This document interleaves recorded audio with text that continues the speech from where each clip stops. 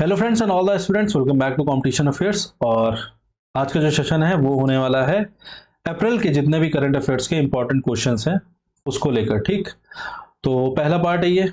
हमने प्लान करा था कि हर मंथ में के जितने भी करंट अफेयर्स के क्वेश्चन हैं उनको दो पार्ट्स में कवर करेंगे।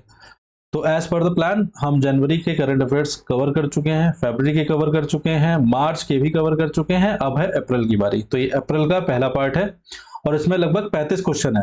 ठीक, और जैसा कि आप सभी जानते हैं कि सीजीएल 2023 जुलाई में एग्जाम का डेट फिक्स है और एग्जाम भी आने ही वाला है नज़दीक। तो मेरे ख्याल से आपको बिल्कुल रिवीजन में रखना चाहिए करंट अफेयर, क्योंकि बाद में आपको ये ना लगे कि अरे 6 मंथ का करंट अफेयर भी कवर करना है। तो अभी से अगर हम मंथली एक एक दो दो वीडियो के माध्यम से इसको पूरा करते हैं तो बेहतर रहेगा। ठीक, तो शुरू करते हैं। आज के पहले पार्ट की शुरुआत करते हैं अपने पहले क्वेश्चन के साथ। और पहला प्रश्न है आज का, recently the Odisha day Utkal दिवस वॉज सेलिब्रेटेड ऑन डैश अप्रैल। तो अभी हाल ही में ओडिशा दिवस या फिर उत्कल दिवस भी इसको जाना जाता है, ये कब मनाया गया है ये बताना है। तो क्वेश्चन से ये तो समझ आ गया है कि ओडिशा डे कब मनाया जाता है, अप्रैल में मनाया जाता है। लेकिन ये अप्रैल की कौन सी डेट को मनाया जाता है? तो अप्रैल की शुरुआत ही होती है उत्कल दिवस या ओडिशा डे से, दैट इज ऑन 1 अप्रैल। ठीक है, तो आंसर हो गया 1 अप्रैल को मनाया जाता है। क्यों मनाया जाता है? तो 1 अप्रैल 1936 में उड़ीसा को एक सेपरेट स्टेट बनाया गया। अब सेपरेट किससे किया गया, अलग दर्जा किससे दिया गया? तो 3 स्टेट थे बॉब, बंगाल, बिहार, उड़ीसा। ठीक, इन तीनों से उड़ीसा को निकाल के अलग कर दिया गया 1936 में और इसको एक सेपरेट स्टेट का दर्जा दिया गया 1936 में। तब से हम 1 अप्रैल 1936 को उत्कल दिवस या उड़ीसा डे के रूप में मनाते हैं। और क्या इंपॉर्टेंट चीजें हैं जो उड़ीसा से संबंधित है जो एग्जाम में पूछी जाती हैं? अच्छा, यहाँ के सीएम कौन है उड़ीसा के? तो वो हैं नवीन पटनायक जी। अच्छा, गवर्नर कौन है? तो गवर्नर हैं गणेशी लाल जी। ठीक है, और क्या क्वेश्चन बनते हैं उड़ीसा से? क्या फेमस चीजें हैं? सन टेम्पल, क्वेश्चन में एग्जाम में पूछा गया कई बार। जगन्नाथपुरी और सिंपली पाल नेशनल पार्क।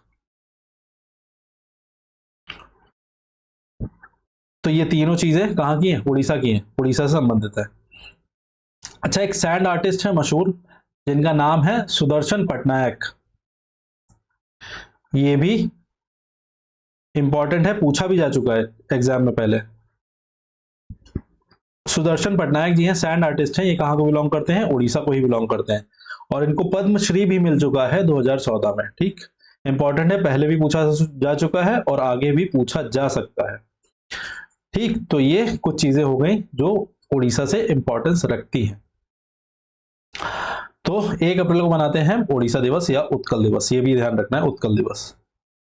नेक्स्ट है, अच्छा, अप्रैल के जितने भी और बाकी इंपॉर्टेंट डेज हैं वो भी मैंने एक यहाँ पर सब दे दिया आपको। आप स्क्रीनशॉट ले सकते हो या तो इसको नोट कर सकते हो। ठीक, पॉज करके भी देख सकते हो। 2 अप्रैल को वर्ल्ड ऑटिज्म अवेयरनेस डे है। ऑटिज्म एक न्यूरल डिसऑर्डर है, दिमागी रोग है, बीमारी है।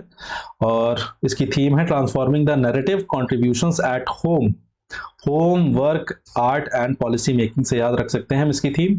5 अप्रैल को नेशनल मैरीटाइम डे है, अमृतकाल की इन शिपिंग। 7 अप्रैल को वर्ल्ड हेल्थ डे है, हेल्थ फॉर ऑल थीम है। 10 अप्रैल को वर्ल्ड होम्योपैथी डे है, one health and one family. ये जो येलो से हाईलाइटेड है ये सारी थीम्स हैं इन डेज की। ठीक, तो स्क्रीनशॉट ले लेना या नोट कर लेना। आगे बढ़ते हैं। Recently the president Murmu inaugurated the गज उत्सव 2023 इन डैश। तो अभी हाल ही में राष्ट्रपति मुर्मू जी ने एक उद्घाटन किया है, किसका? गज उत्सव 2023 का। कहां पर किया है ये बताना है। तो हम सभी जानते हैं गज का मतलब क्या होता है, एलिफेंट। तो ये जो सेलिब्रेशन है किसको लेकर है? हाथियों के संरक्षण को लेकर है। ठीक है, कंजर्वेशन ऑफ एलिफेंट्स, इसको लेकर ये उत्सव मनाया गया है। और कहां मनाया गया है? काजीरंगा नेशनल पार्क में। काजीरंगा नेशनल पार्क में मनाया गया है।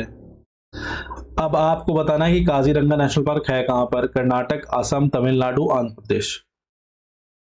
तो काजीरंगा नेशनल पार्क कहां पर है? असम में।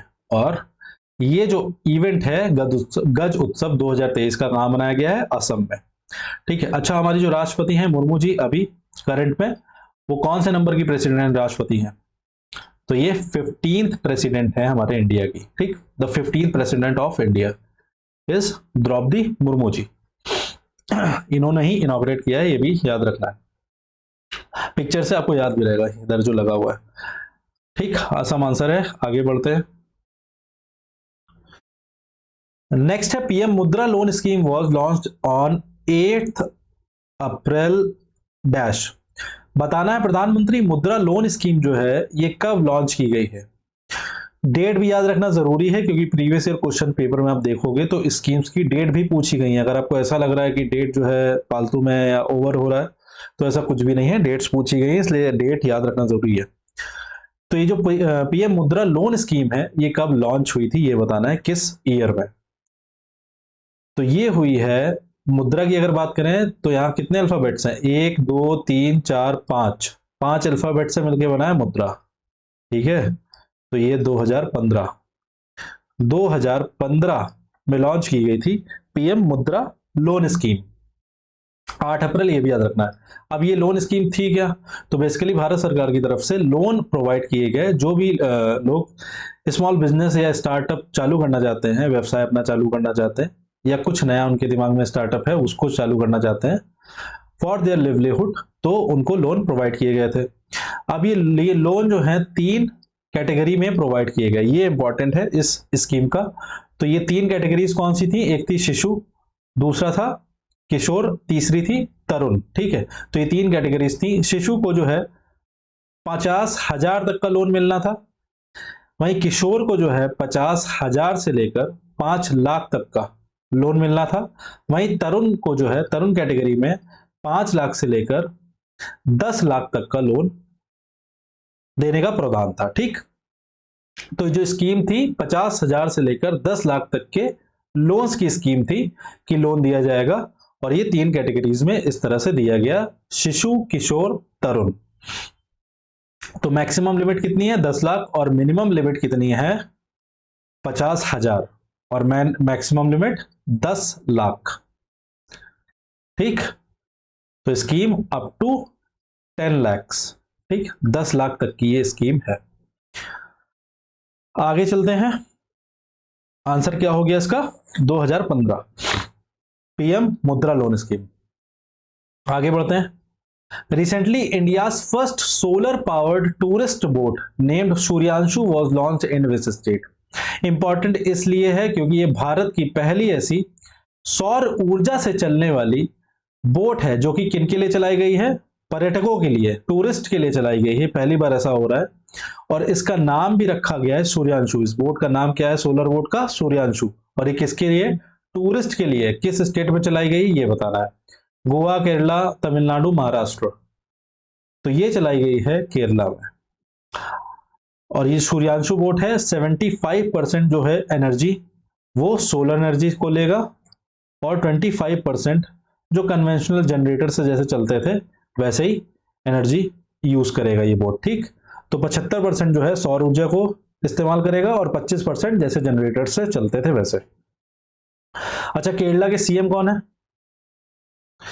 पिछले वीडियोस में कई बार हम रिकॉल कर चुके हैं, लेकिन साथ साथ रिकॉल करते रहे तो अच्छा रहेगा। पिनाराय विजयन। ठीक है, ये हैं सीएम ऑफ केरला। अच्छा, गवर्नर कौन है? तो गवर्नर हैं आरिफ मोहम्मद खान जी। आरिफ मोहम्मद खान है गवर्नर ऑफ केरला। और सीएम कौन है? चीफ मिनिस्टर कौन है? पिनाराय विजयन। ठीक है, तो सूर्यांशु नाम की बोट जो है, सोलर बोट, टूरिस्ट के लिए कहां चलाई गई है? केरला में चलाई गई है, और ये पहली है भारत की।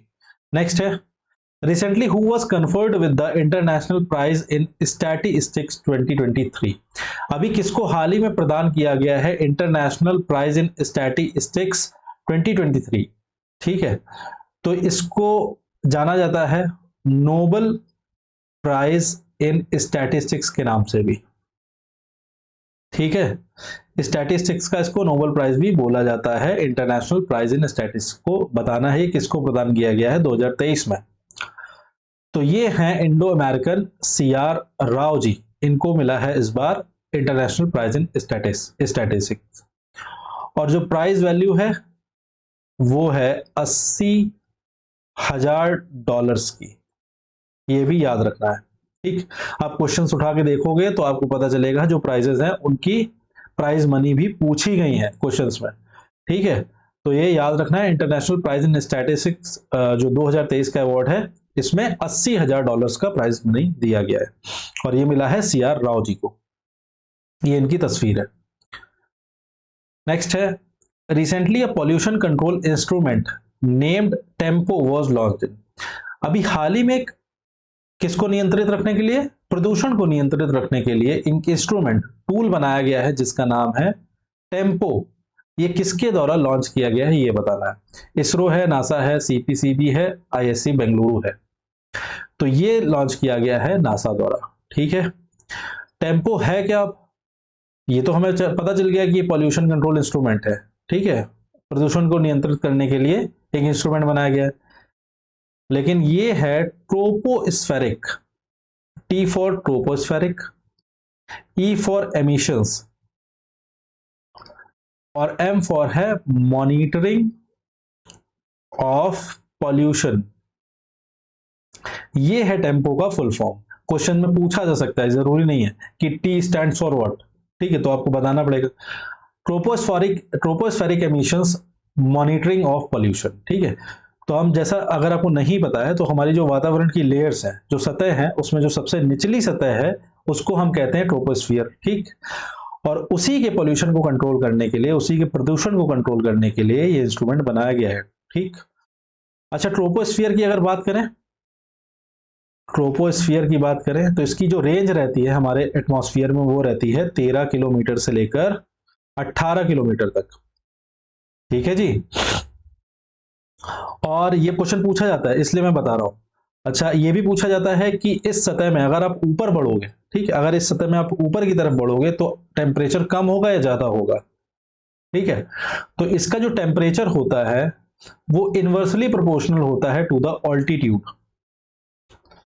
ऊंचाई के साथ इसका जो टेम्परेचर होता है इस सतह में वो कम होता जाता है। जैसे ऊंचाई बढ़ेगी तो टेम्परेचर कम होगा और जितना आप नीचे आओगे उतना टेम्परेचर ज्यादा होगा। ठीक है, मतलब टेम्परेचर और ऊंचाई उल्टा काम करेंगे, इसको हम कहते हैं इनवर्सली प्रोपोर्शनल। ठीक है, तो ये जो टेम्पो नाम का इंस्ट्रूमेंट है पॉल्यूशन कंट्रोल के लिए, ये नासा की तरफ से बनाया गया है। आगे बढ़ते हैं। Which of the following was conferred with the Best Production Process Development Award at the World Vaccine Congress 2023? अभी प्रदान किया गया है the best production process development award. Production के लिए या प्रोसेस के लिए, प्रोसेस डेवलपमेंट के लिए अवार्ड दिया गया, कहां पर, वर्ल्ड वैक्सीन कांग्रेस में एक सम्मेलन हुआ विश्व स्तरीय वैक्सीन को लेकर, और ये कहां पर हुआ ये भी याद रखना जरूरी है। ये इवेंट हुआ कहां पर है, तो ये हुआ है वॉशिंगटन में। ठीक है जी, ये भी क्वेश्चन आ सकता है, वर्ल्ड वैक्सीन कांग्रेस कहां हुई है 2023 की, तो ये हुई है वॉशिंगटन में। ठीक, ये याद रखना है।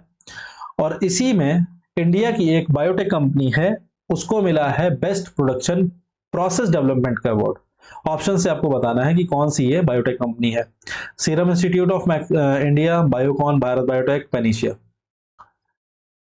तो मैं हिंट के लिए बता देता हूं कि कोवैक्सीन जिसने डेवलप की है, एक पॉपुलर वैक्सीन कोविड-19 में जो डेवलप हुई, उसी को ये अवार्ड मिला है।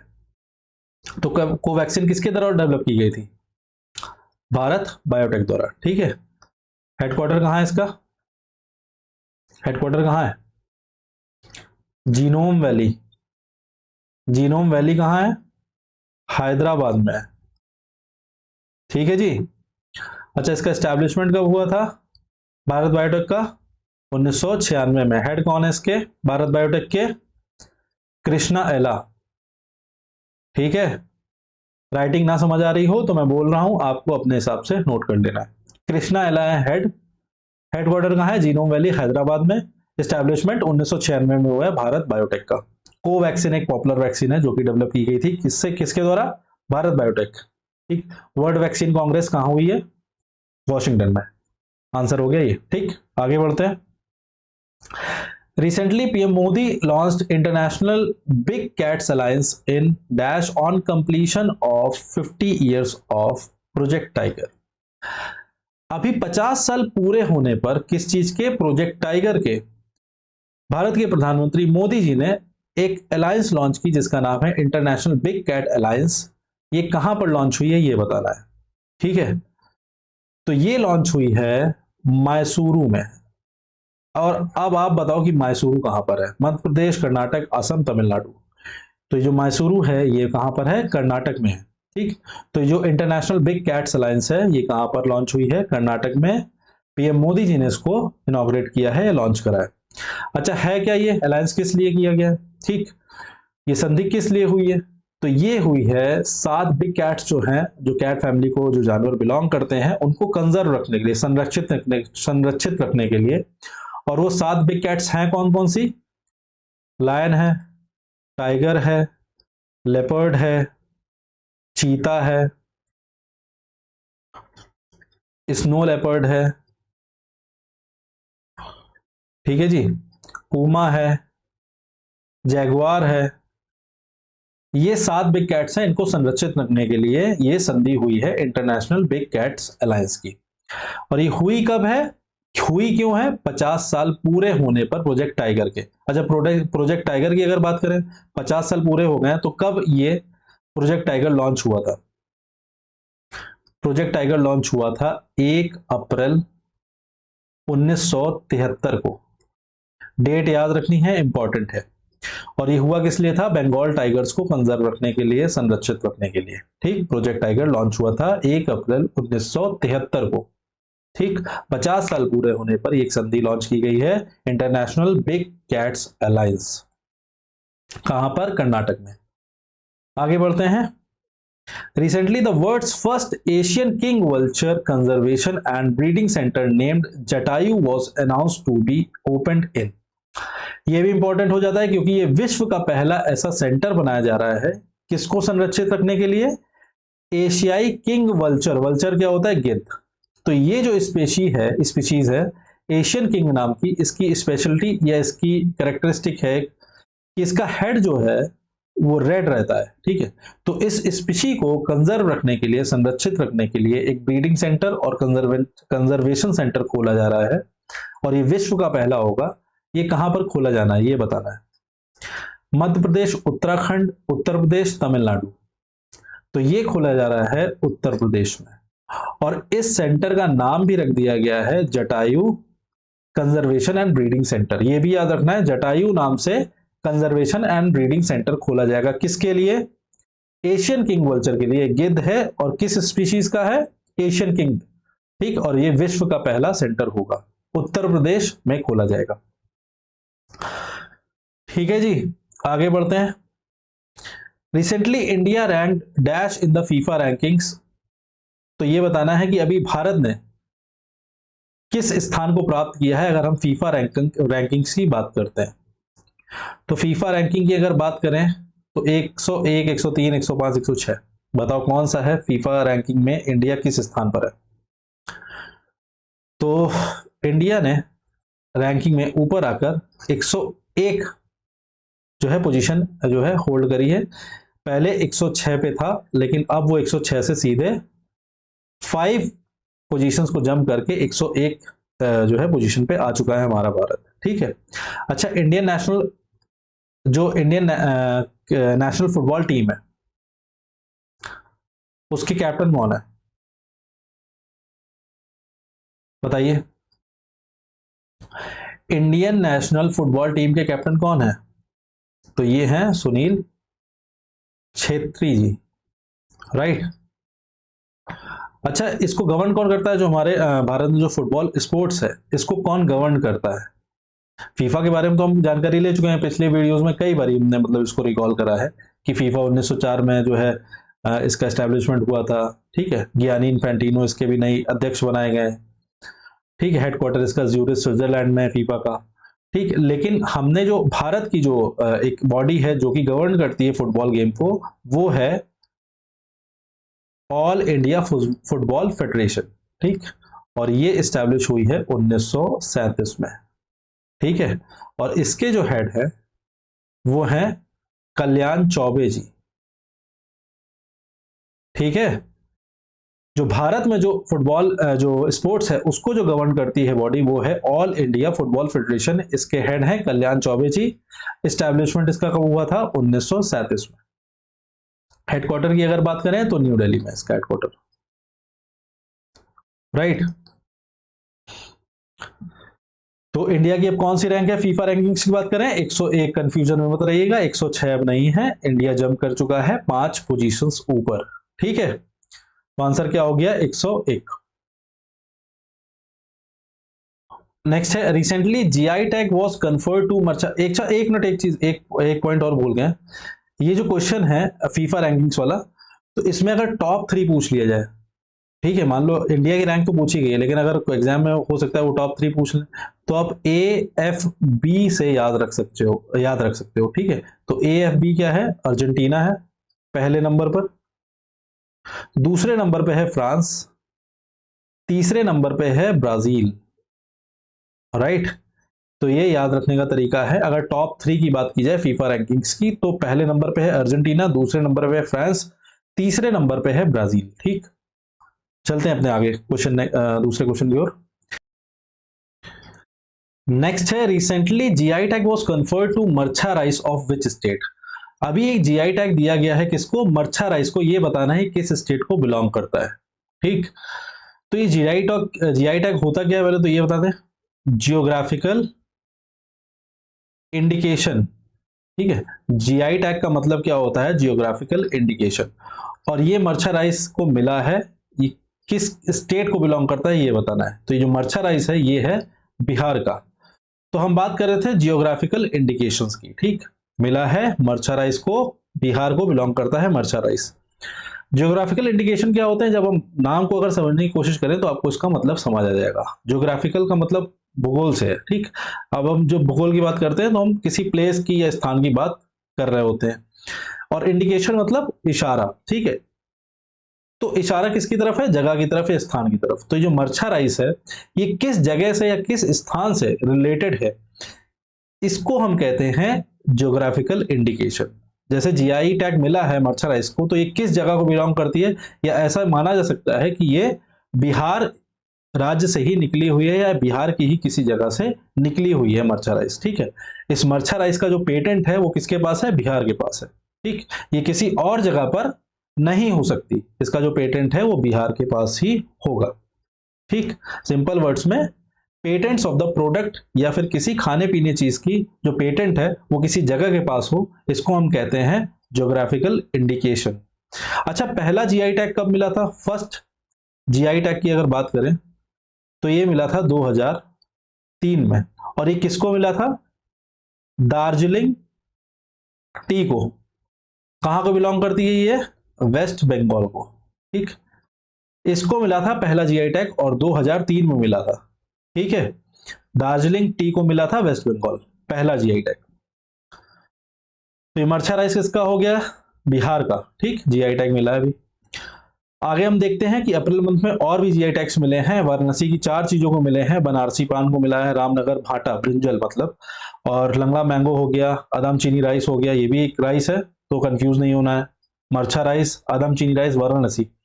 छत्तीसगढ़ का नगरी दूबराज राइस है। ठीक, ये भी राइस है तो बिल्कुल भी कंफ्यूज नहीं होना। 3 राइस आप देख रहे हो। ठीक, ये छत्तीसगढ़ का है। पर हिमाचल प्रदेश इंपॉर्टेंट है कि यहाँ हिमाचल प्रदेश में अभी एक जीआई टैग मिला है किसकी तरफ से? यूरोपियन कमीशन की तरफ से, और ये मिला है कांगड़ा टी को। कांगड़ा टी कहां को बिलोंग करती है? हिमाचल प्रदेश को, और ये जीआई टैग दिया है यूरोपियन कमीशन ने। अच्छा, 2003 में पहला जीआई टैग मिला था। ठीक है, तो 2003 से लेकर अभी तक सबसे ज्यादा जो most number of GI tags अगर बात करें, सबसे ज्यादा जीआई टैग्स किस स्टेट के पास हैं, तो वो है केरला। केरला के पास आज की डेट में सबसे ज्यादा जीआई टैग्स है। ठीक है, 2003 से अगर बात करें, 2003 में पहला जीआई टैग मिला था, याद रखना है। ठीक है, तो ये कुछ और जीआई टैग थे, चाहे तो स्क्रीनशॉट ले लो या लिख लो अपने हिसाब से। आगे बढ़ते हैं।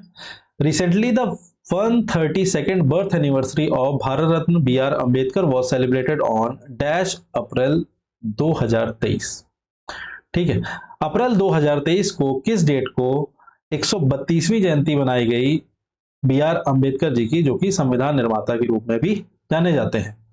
ठीक है, तो ये इनकी जो जन्म जयंती है वो मनाई जाती है 14 अप्रैल को, और ये जो 14 अप्रैल 2023 को मनाई गई है ये 132वीं जयंती है।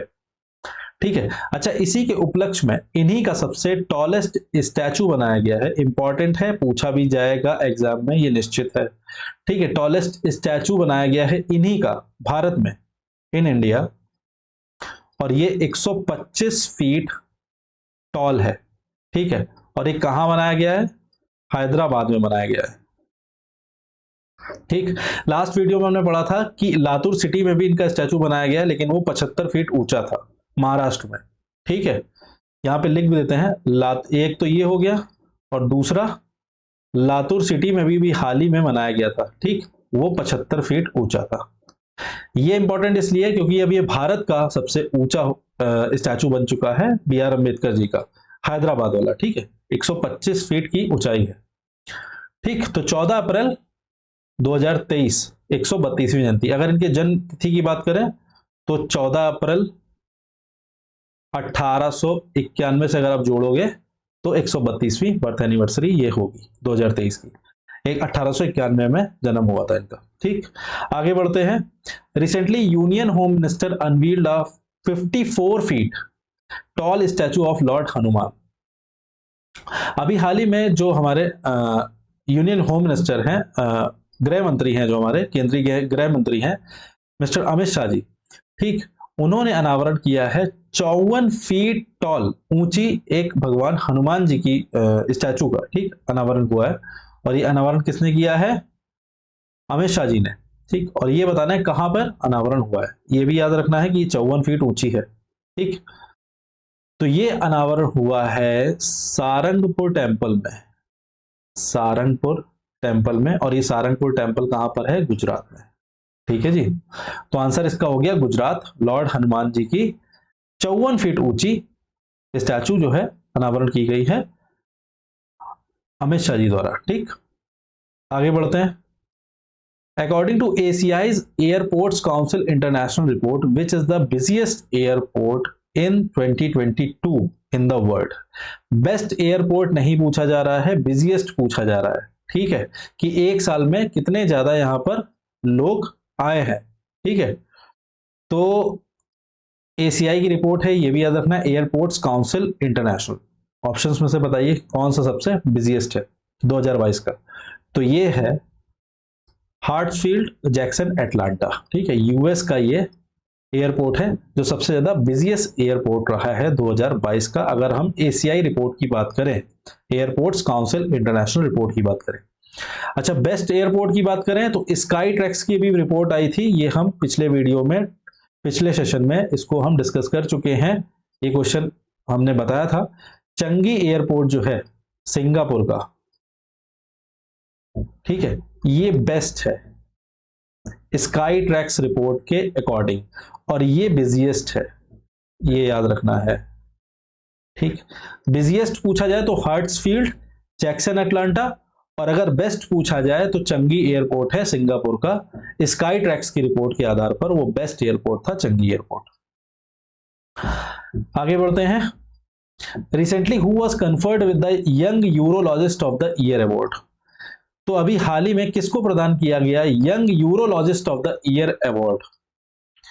तो ये प्रदान किया गया है नित्या अब्राहम जी को। ये है इनकी तस्वीर, नित्या अब्राहम जी की। यूरोलॉजिस्ट क्या होते हैं बताइए?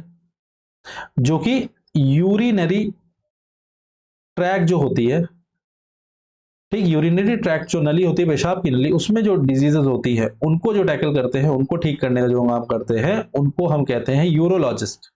ठीक है, तो young urologist of the year award मिला है नित्या अब्राहम जी को। ठीक है, आगे बढ़ते हैं। Recently the highest honour of Poland, Poland का सबसे सर्वोच्च सम्मान जिसका नाम है व्हाइट ईगल नाम का, ये भी हाल ही में किसको प्रदान किया गया है ये बताना है। तो ये व्हाइट ईगल नाम का जो सबसे सर्वोच्च जो अवार्ड है पोलैंड का, ये दिया गया है यूक्रेन के प्रेसिडेंट को, राष्ट्रपति कौन है, ये इनकी तस्वीर है और मेरे ख्याल से सभी लोगों को पता होगा, ज्यादातर लोगों को पता होगा, ये है वोलोदिमीर जेलेंस्की। ठीक है, अच्छा बाकी की बात करें तो ये सब भी प्रेसिडेंट हैं। इमैनुअल मैक्रन किसके हैं, फ्रांस के हैं। ठीक, इसैक हर्जोग किसके हैं, इजराइल के हैं। और पुतिन जी किसके हैं, रशिया के।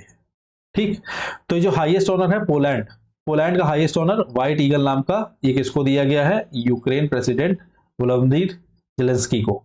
अच्छा पोलैंड की अगर कैपिटल की बात करें, कई बार पूछी जाती है कैपिटल्स भी, हमने तो देखा है रीजनिंग के पेपर में पूछ लिया जाता है, रीजनिंग के सेक्शन में पूछ लिया जाता है, एनालॉजी में कैपिटल्स कंट्री की दी रहती है, आपको बताना एक कंट्री की दी रहती है, दूसरी कंट्री को बतानी रहती है।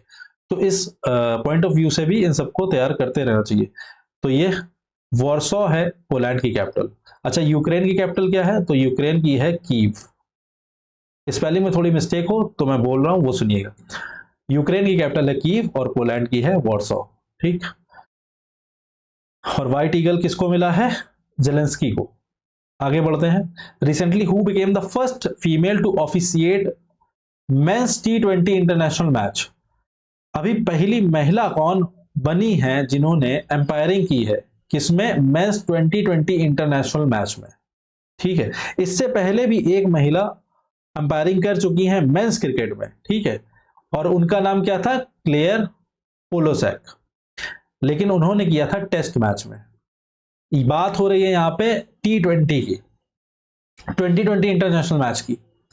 तो ये है किम कॉटन। ठीक, और ये न्यूजीलैंड को बिलोंग करती हैं, न्यूजीलैंड को बिलोंग करती हैं। और इनका मैच किस मैच में किया है, न्यूजीलैंड और श्रीलंका का मैच हुआ था, न्यूजीलैंड एंड श्रीलंका का जो मैच हुआ था उसमें इन्होंने एम्पायरिंग की है मेंस 2020 इंटरनेशनल मैच में। किम कॉटन, कंफ्यूज होने की जरूरत नहीं है, क्लेयर पोलोसैक जो है इन्होंने एम्पायरिंग की थी टेस्ट मैच में, बिल्कुल भी कंफ्यूज होने की जरूरत नहीं है। और ये टेस्ट मैच किसके किसके बीच था, इंडिया और ऑस्ट्रेलिया के बीच में था। राइट, ठीक है, तो T20 के लिए जो पहली महिला एम्पायर बनी है मेंस मैच में, ठीक है, वो बनी है किम कॉटन। और टेस्ट मैच की अगर बात करें तो पहले ही क्लेयर पोलोसैक है। आगे बढ़ते हैं, recently the Nada band dash for 4 years। अभी नाडा ने, नेशनल एंटी डोपिंग एजेंसी जो है हमारे भारत की, उसने 4 साल का बैन लगाया है किस एथलीट के ऊपर, ये बताना है, मीराबाई चानू, लवलीना बोरगोहेन, संजीता चानू, निखत जरीन। तो ये एक वेट लिफ्टर है, ये हिंट के लिए बता देते हैं।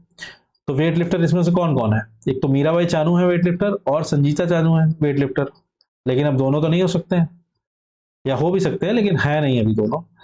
तो ये है संजीता चानू जी, इनके ऊपर 4 साल का बैन लगाया गया है नाडा की तरफ से। ठीक है, बाकी लवलीना किससे रिलेटेड है, बॉक्सिंग से, निखत जरीन भी किससे है, बॉक्सिंग से। अच्छा नाडा की अगर बात करें तो नाडा का एस्टैब्लिशमेंट कब हुआ था, 2005 में। ठीक, और इसके हेड कौन है, नाडा के हेड कौन है, नाडा के हेड या चेयरमैन होते हैं स्पोर्ट्स मिनिस्टर ही होते हैं, तो वो कौन है, अनुराग ठाकुर जी हैं। ठीक, ठीक है जी, तो आगे बढ़ा जाए। 4 साल का बैन लगा है किसके ऊपर, संजीता चानू के ऊपर और नाडा की तरफ से। आगे बढ़ते हैं, recently a spy satellite named Ofek 13 was launched by which country. अभी एक स्पाई सैटेलाइट है, जासूसी कहते हैं जिसको, स्पाई को कहते हैं जासूसी करना, स्पाई सैटेलाइट है, किस नाम से लॉन्च हुई है, ओफेक 13 नाम से, और ये किस कंट्री द्वारा लॉन्च की गई है ये बताना है। तो हिंट के लिए मैं बता सकता हूं, एक तो हिंट है फ्लैग है और उस कंट्री की कैपिटल है जेरूसलम। अब आपको बताना है रशिया, चाइना, इजराइल, जापान। तो ये है इजराइल। ठीक, इजराइल की तरफ से लॉन्च की गई है ओफेक 13 नाम की सैटेलाइट। अच्छा इजराइल के पीएम कौन है, बेंजामिन नेतन्याहू। ठीक है जी, और अभी हमने प्रेसिडेंट लास्ट वाले क्वेश्चन में पढ़ाई था, इसैक हर्जोग। ठीक है, कैपिटल हो ही गई जेरूसलम। ठीक, इजराइल की कैपिटल क्या है, जेरूसलम। तो आंसर क्या है, ओफेक 13 नाम की जो सैटेलाइट है वो इजराइल द्वारा लॉन्च की गई है। आगे बढ़ते हैं। Recently which state topped in India justice report 2022। ठीक है, तो अभी हाल ही में एक रिपोर्ट जारी की गई है किसके ऊपर, न्यायिक प्रक्रिया के ऊपर। ठीक है, कि किस स्टेट की प्रक्रिया कितनी अच्छी चल रही है, न्यायिक प्रक्रिया कितनी अच्छी जस्टिस डिलीवर हो रही है, इसके आधार पर एक रिपोर्ट तैयार करी गई है और स्टेट्स को रैंक किया गया है। तो इसमें 18 स्टेट्स को सर्वे किया गया, स्टेट्स का सर्वे किया गया और उसमें पाया गया जो टॉप पर है वो है कर्नाटक। ठीक है, तो टॉप 3 की अगर बात करें तो ये हैं कर्नाटक, तमिलनाडु और तेलंगाना। ठीक है, तो ये हैं टॉप 3। ठीक है जी, कर्नाटक, तमिलनाडु और तेलंगाना। अच्छा, ये जो रिपोर्ट है किसके द्वारा दी जाती है, तो ये दी जाती है टाटा ट्रस्ट द्वारा। ठीक है, टाटा ट्रस्ट द्वारा ये रिपोर्ट दी जाती है, इंडिया जस्टिस रिपोर्ट 2022 में टॉप किसने करा है, कर्नाटक ने, अगर हम न्यायिक प्रक्रिया की बात करते हैं। अच्छा, लीस्ट जो सबसे लोएस्ट रैंकिंग में आया है वो कौन है, वो है यूपी। ठीक, अगर हम इंडिया जस्टिस रिपोर्ट की बात करते हैं तो सबसे नीचे कौन है, यूपी। ठीक, आगे बढ़े। नेक्स्ट है, recently who became the richest sports owner according to Forbes billionaire 2023 list.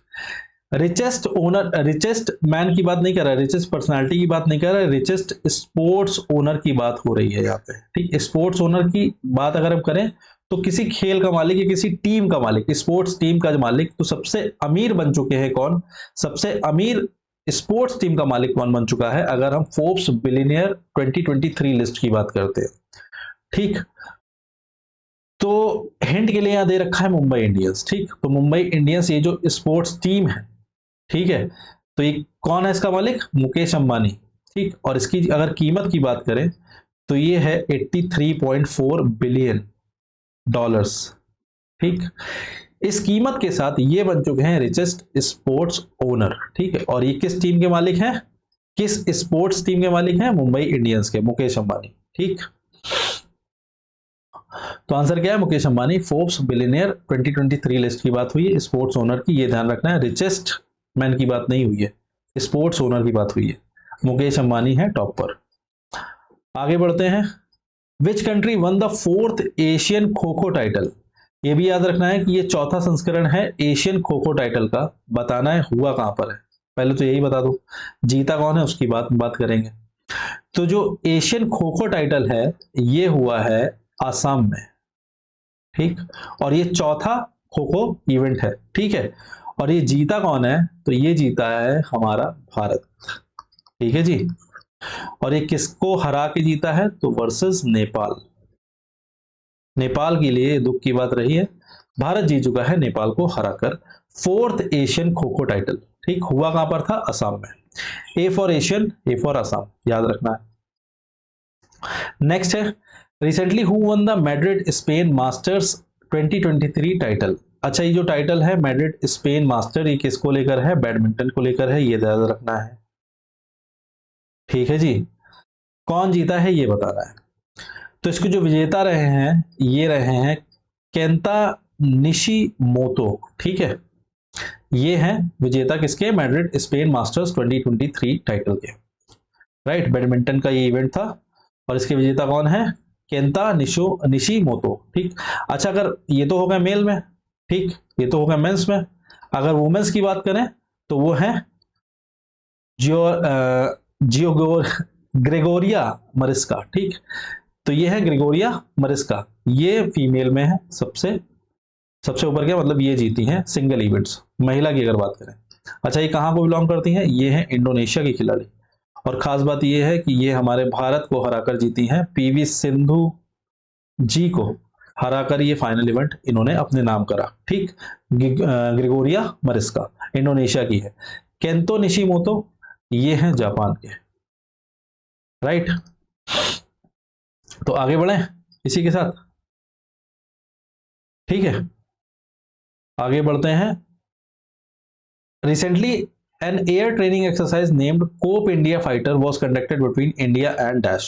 अभी हाल ही में एक वायुसेना अभ्यास हुआ जिसका नाम था कोप इंडिया फाइटर। ठीक, ये किसके किसके बीच में हुआ है या फिर भारत ने किस देश के साथ इसको पूरा किया? वायुसेना अभ्यास है, ये याद रखना है, जिसका नाम है कोप इंडिया फाइटर। तो ये हुआ है, यहां से फ्लैग से आपको समझ आ गया होगा, it is between India and US.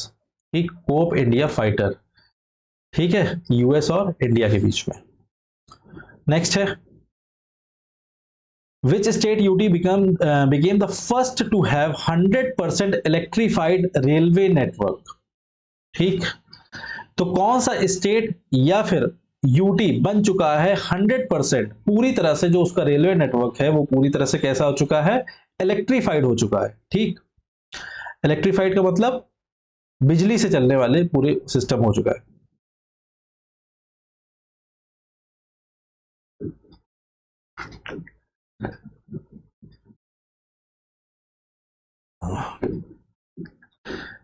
Next है, which state UT became the first to have 100% electrified railway network? अभी कौन सा स्टेट या यूटी बन चुका है पहला, इंडिया का पहला ऐसा स्टेट है जिसमें पूरी तरह जो रेलवेज है वो पूरी तरह इलेक्ट्रीफाइड कर दिया गया है। ठीक है, ऐसा स्टेट कौन सा बन चुका है, इंपॉर्टेंट है क्योंकि ये पहला स्टेट है ऐसा, और ये है हरियाणा। ठीक है, हरियाणा का जितना भी रेलवे का नेटवर्क है वो पूरी तरह उसका इलेक्ट्रिफिकेशन कर दिया गया है। ठीक, अब जितनी भी ट्रेन है वो किससे चलेंगी, इलेक्ट्रिसिटी से चलेंगी, बिजली से चलेंगी। ठीक है, और अगर इनके नेटवर्क की बात करें तो ये 1701 किलोमीटर का नेटवर्क था जिसको पूरी तरह से इलेक्ट्रीफाइड कर दिया गया है हरियाणा का।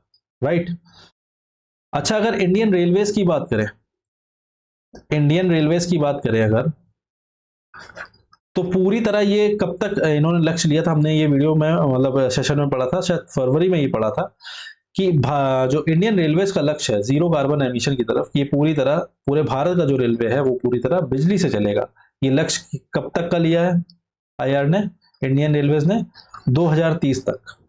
भारतीय रेलवे ये कह रही है कि 2030 तक हम पूरे भारत में पूरे जो रेल का नेटवर्क है वो पूरा इलेक्ट्रीफाइड कर देंगे। ठीक, सारी ट्रेन सब चीजें बिजली से ही चलेंगी।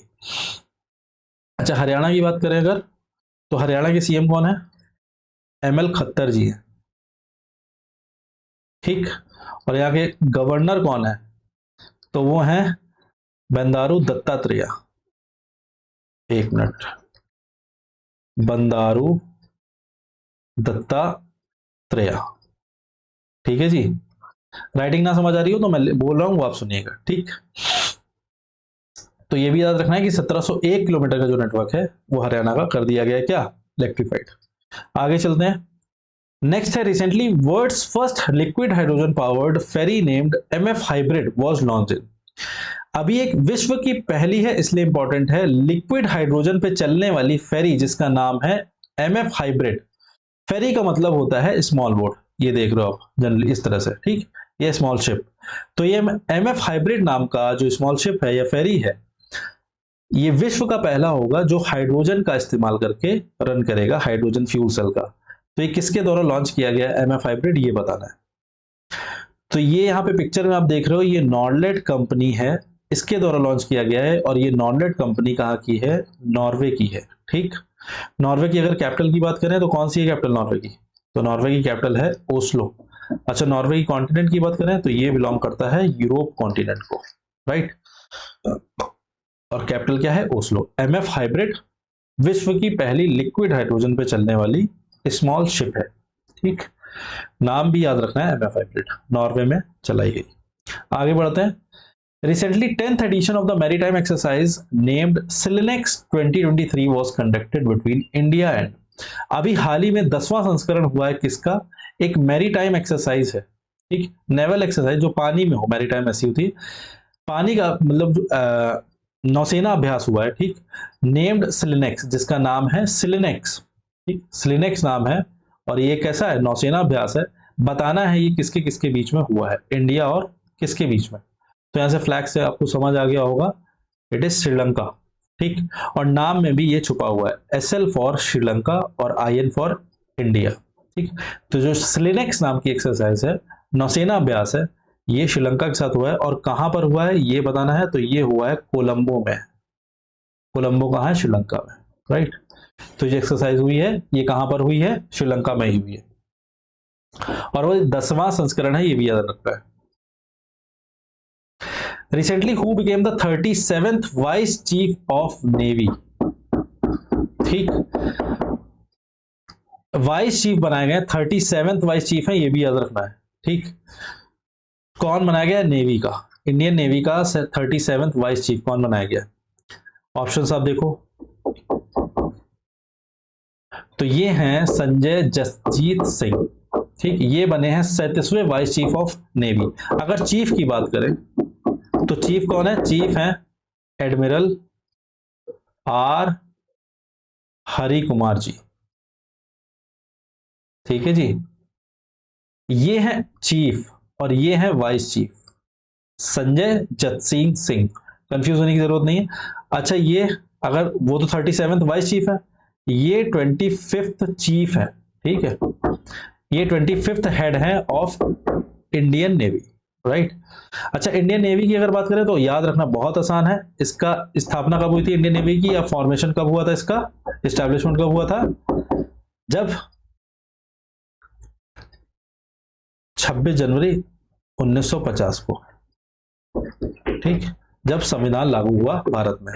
तो इसको याद रखना आसान है, इंडियन नेवी का गठन भी तभी हुआ, 26 जनवरी 1950। वाइस चीफ संजय जसजीत सिंह और चीफ आर हरि कुमार। आगे बढ़ते हैं। Recently who one the Australian grand prix 2023? अभी हाल ही में किसने जीता है ऑस्ट्रेलियन ग्रैंड प्रिक्स? ठीक, तो इसके विजेता रहे हैं मैक्स वर्स्टैपन। ठीक है, रेडबुल की तरफ से रेस करते हैं ये।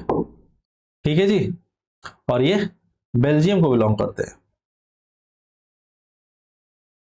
बेल्जियम के रेसर हैं ये मैक्स वर्स्टैपन, जिन्होंने जीता है ऑस्ट्रेलियन ग्रैंड प्रिक्स 2023।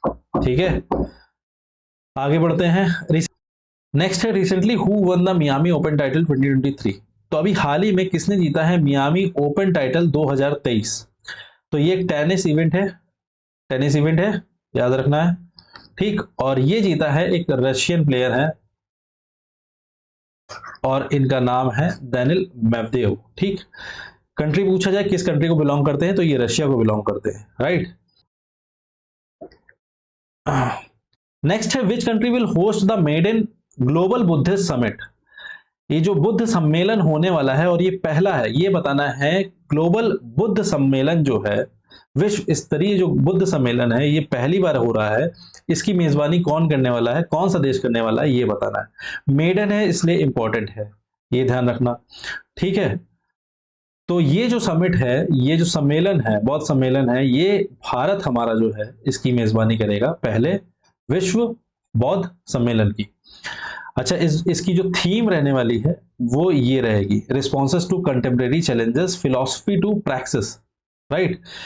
पहली है इसलिए इंपॉर्टेंट है, और भारत ही होस्ट कर रहा है, हमारा भारत होस्ट कर रहा है विश्व बौद्ध सम्मेलन, राइट। आगे बढ़ते हैं।